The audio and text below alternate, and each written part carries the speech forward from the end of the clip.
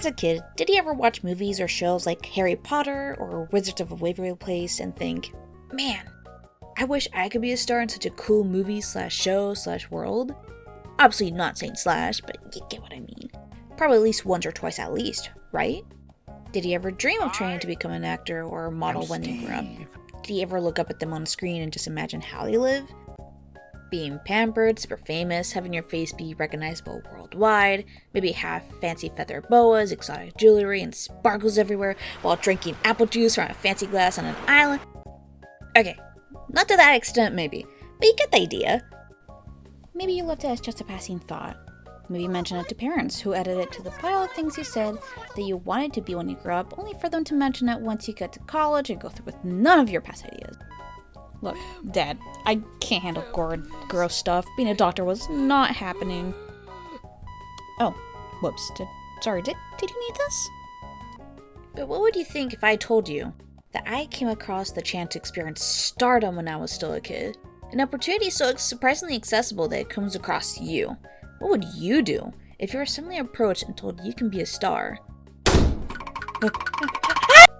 Hi, I'm Marthy, and I'm a talented agency dropout. Not because I was bad at it, it just wasn't for me or my plans.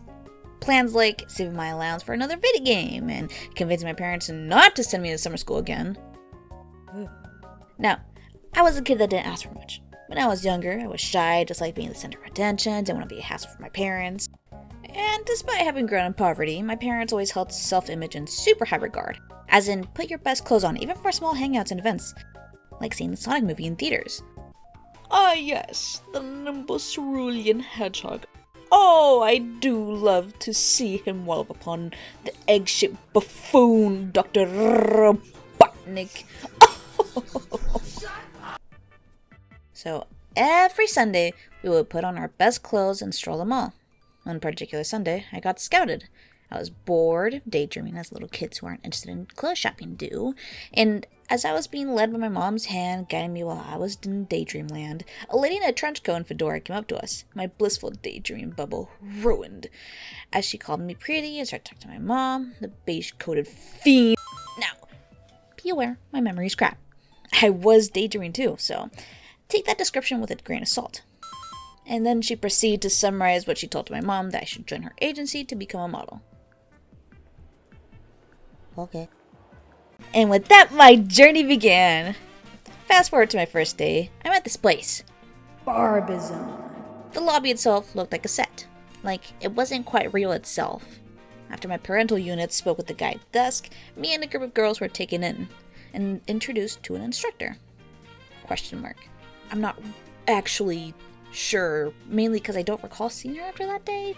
All I recall about her was that she said she was in the Pirates of the Caribbean movie, but as a background character, and she had us rewatch a scene like several times with 100 other people also running and pointed towards a figure in the back, which like in retrospect is still kind of cool because, you know, Disney movie, but I thought it was hella lame as a kid.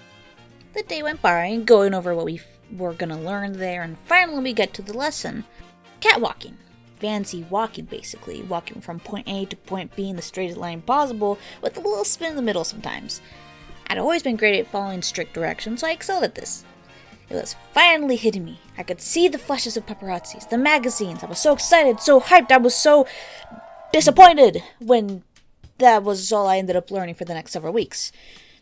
It was like really brief too. No fashion lessons, only catwalking, reading crappy poems on stage, and one very brief lesson on belly breathing that we never returned to or had explained other than it makes our shoulders not raised. Like, why was that important? No clue. After putting up with several weeks of this, my parents asked me if I truly liked the classes. I honestly said no, as I felt no real value or gain. No great praise, no rewards, nothing fun. I was a kid, for God's sake. And with a sigh of relief, my parents opted me out. Classes weren't cheap, which shocked me considering I barely did anything. So we drove away, leaving the musty, ugly pink building behind, never to see it again.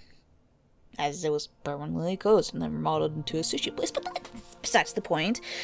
Maybe had I been older, I would have paid more attention, gained more from the experience. Or better yet, find a good talent agency. Turns out, per folks who have also come across them, it's overpriced for what they actually do and kind of scammy. There's some success for some folks, but it's iffy. Regardless of whether it's legit or not, it wasn't in the cards for me.